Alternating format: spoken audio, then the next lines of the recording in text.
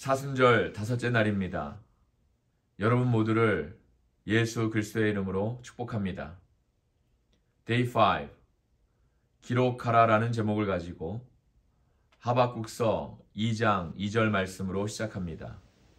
이 묵시를 기록하여. 아멘.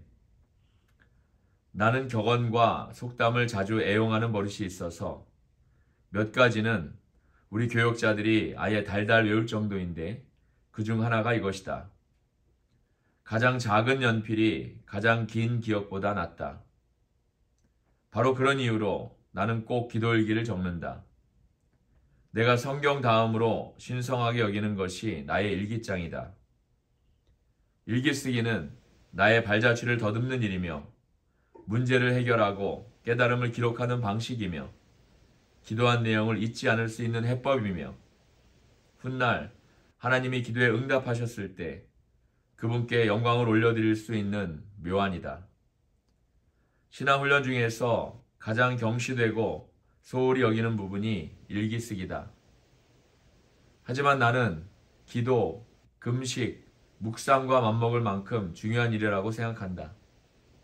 일기는 자신의 삶에서 하나님이 어떤 일을 하셨는지 되돌아볼 수 있는 기록이기 때문이다. 하박국 2장 2절에서 하나님은 이 묵시를 기록하라고 말씀하셨다. 왜 그러셨을까?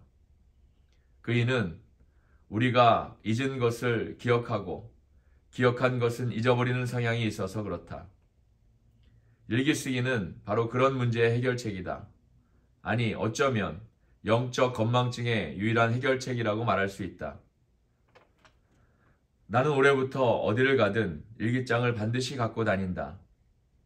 회의나 모임에 참석하면 기도할 내용을 적어두었다가 나중에 그것을 확인하면서 기도하고 누군가로부터 어떤 이야기를 듣게 되면 그것도 기록해 두었다가 나중에 그것을 위해 중보한다.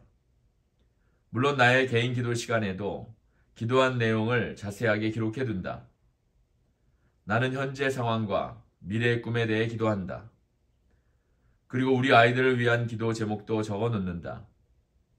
그러면 계속해서 일관적이고 전략적인 기도를 드릴 수 있다. 또한 성경을 묵상한 내용도 적는다. 그리고 가끔은 기록한 내용을 훑어보면서 계속 기도해야 할 내용에 동그라미를 친다. 나의 기도 일기장은 기도의 역사서이기도 하다. 그동안 주님이 주셨던 축복, 문제의 해결, 기적 같은 사건들을 돌아보며 원래의 기도 내용을 회고하게 된다. 기도 일기장을 읽어보면 내가 기도했던 내용과 하나님이 응답하신 것들이 서로 연결되는 걸 볼 수 있다. 그런 연관성을 볼 때마다 하나님의 신실함이 느껴져 내 믿음은 그 어느 때보다도 강하고 견고해진다. 나는 올해 초에 서클 메이커라는 제목으로 연속 설교를 하면서 우리 교인들에게 기도일기장을 하나씩 마련하라고 권했다. 단순히 기도 내용을 기록하는 것만으로도 얼마나 많은 사람이 획기적인 삶의 변화를 경험했는지 모른다. 당신이 일관적이고 상세한 기도를 드리기 원한다면 기도일기가 그 열쇠라고 확신한다. 게다가 재미있기도 하다. 하나님이 하시는 일을 지켜보며 기다리는 일은 기도를 마치 게임처럼 즐겁게 만들어준다. 얼마 전에 우리 교인이 기도에 대한 간증을 했는데 내 생전 그토록 꼼꼼하게 기도 내용을 기록한 사람은 본 적이 없을 정도였다. 직업이 기자라는 얘기를 들으니 과연 직업의식은 어쩔 수 없다는 생각이 들었다. 하지만 그의 기도일기를 보는 순간 문득 한 가지 묘안이 머리를 스쳤다. 그건 우리도 기자가 취재 기록을 하듯이 기록을 하면 좋겠다는 것이었다. 킴벌리의 오랜 수고는 지상파 방송사에서 정치부 기자로 일하는 것이었다. 결국 그 바람대로 킴벌리는 가장 큰 방송사에 취직하게 되었을 뿐 아니라 세상에서 가장 유명한 곳, 쭉 1600 펜실베이니아 애비뉴 백악관의 주소이다. 를 취재하는 기자가 되었다. 백악관 기자 수행단의 일원으로서 그녀는 종종 대통령과 함께 에어포스 원을 타기도 한다. 그녀의 첫 번째 수행 취재는 2011년 4월 29일이었는데 그날은 바로 오바마 대통령이 오사마 빈라덴의 사살 작전을 한 날이었다. 지금은 꿈꾸었던 삶을 살고 있지만 모든 꿈이 그렇듯이 킴벌리도 오랜 기도와 인내의 시간을 보내야만 했다. 우리 교회에서 서클 메이커라는 연속 설교를 할 때 그녀는 기도일기를 들추며 지난 10년간의 기록을 다시 읽어보았다. 그 발자취를 더듬는 동안 일기장의 매장마다 하나님의 손길을 느낄 수 있었다. 킴벌리의 기도 역사서는 2001년부터 시작되었다. 대학 졸업반이었던 그녀는 연약하지만 믿음으로 가득 찬 기도를 노트에 적어 놓았다. 킴벌리의 고백이다. 감히 나의 꿈들을 간구할까? 감히 영혼의 상상을 바라볼까? 감히 도전해볼까?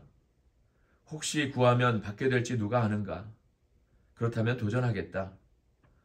왕이신 주님께 뉴스와 지식으로 영향을 미치는 사람이 되게 해주세요. 라고 기도하겠다. 대학을 졸업한 킴벌리는 대학원에 들어가서 도서관학을 전공하기 위해 시카고나 뉴욕으로 옮길 생각을 하고 있었다. 그렇게 진로를 걱정하는 동안 기도 지도 하나가 만들어졌다. 일기장 꼭대기에 성경 구절 하나를 적고 그 밑에 기도 제목들을 적은 것이다.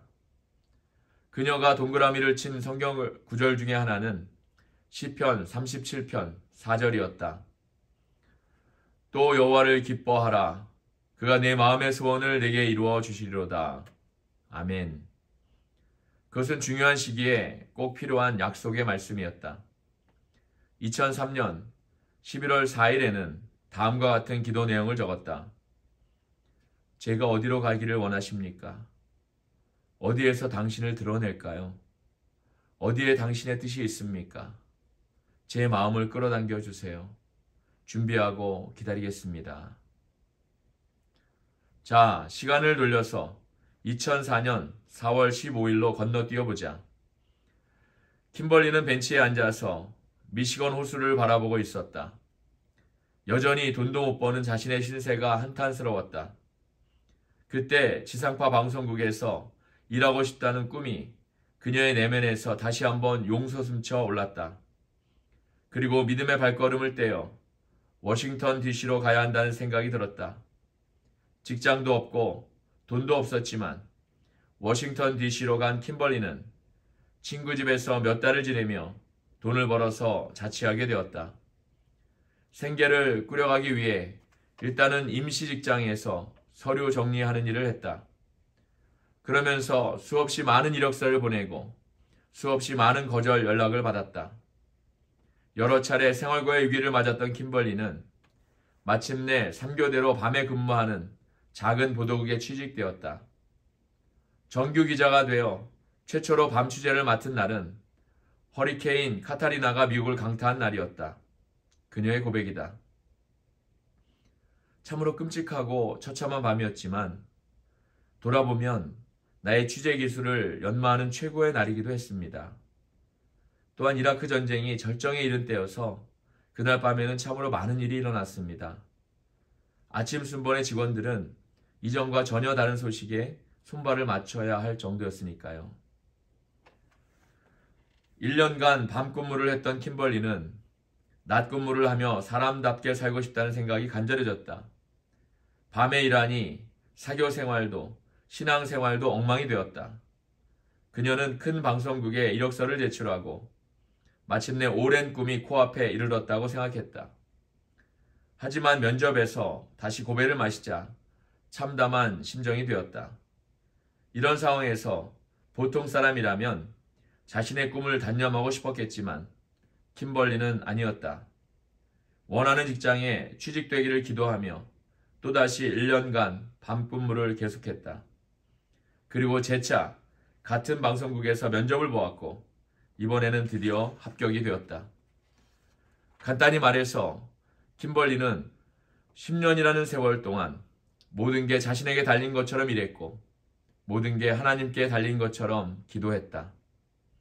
그리고 기도 내용을 충실히 기록한 덕분에 이제는 지난 날을 돌아보며 하나님이 어떻게 발걸음을 인도하셨는지를 추적할 수 있게 되었다. 그 기록에 한 장 한 장마다 하나님의 지문이 선명하게 찍혀 있었다. 그녀의 마지막 고백입니다. 저의 조부모는 농사꾼입니다. 할머니는 어린 시절부터 농사일을 돕느라고 초등학교 외에는 정규 교육을 받지 못하셨습니다. 사람들은 할머니에게 너는 평생 소저지나 짜며 살 거야 라고 말했답니다. 그런데 이제 그 할머니의 손녀가 백악관에서 일을 하고 있습니다. 대통령 집무실에 들어가 대통령님 드릴 말씀이 있는데요 라고 말할 수 있는 사람이 된 것이지요. 참으로 멋진 나라가 아닙니까? 참으로 멋진 하나님이 아닙니까? 아멘. 오늘의 기도 전략입니다. 가장 작은 연필이 가장 긴 기억보다 낫다. 아멘. 오늘 하루도 오늘의 말씀을 묵상하시며 은혜가 충만한 하루가 되시기를 주님의 이름으로 축복합니다.